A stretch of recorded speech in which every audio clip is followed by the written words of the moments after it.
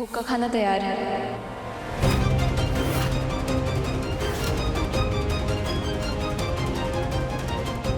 Impossible.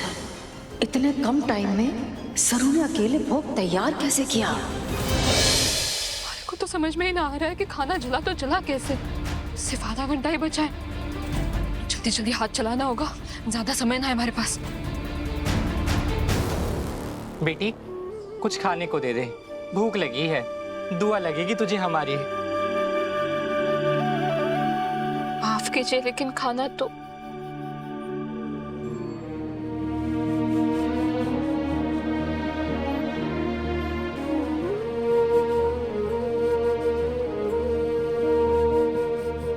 माफ कीजिए, बाकी सारा खाना तो जल गया है। ये थाल भगवान के भोग के लिए लगाई थी, लेकिन इससे अगर आपकी भूख मिट जाए तो वो भी भोग से कम ना होगा। लीजिए। सरू,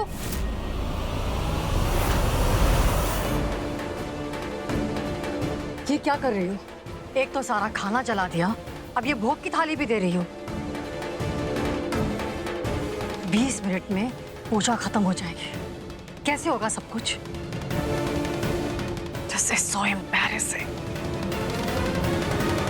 मास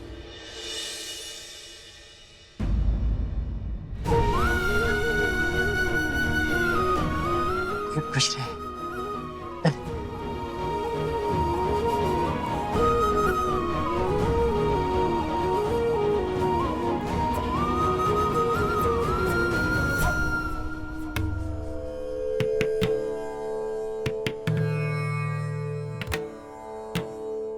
माँ, मैं जाकर खाना ले आता हूँ, इसके अलावा और कोई रास्ता नहीं है। लेकिन भाई बहुत कम टाइम बाकी है।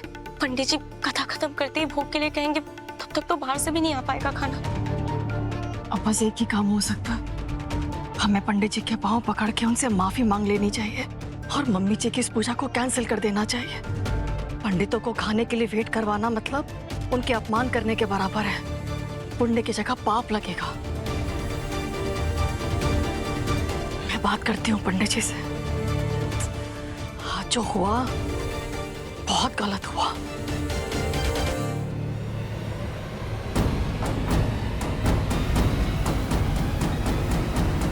हेलो?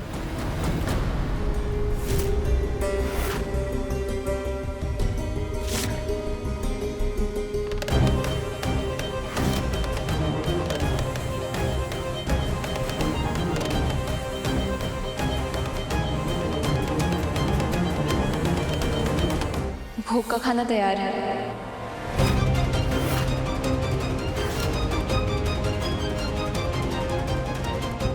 इम्पॉसिबल। इतने कम टाइम में सरू ने अकेले भोग तैयार कैसे किया? चंद्रकांत पूरी रात घर नहीं आए। ऐसा तो उन्होंने कभी नहीं किया। मेरे इतने कॉल्स करने पर भी उन्होंने कॉल तक नहीं अटेंड किया। सिर्फ मैसेज कर दिया कि मैं बिजी हूँ। ऐसे कहाँ बिजी है वो?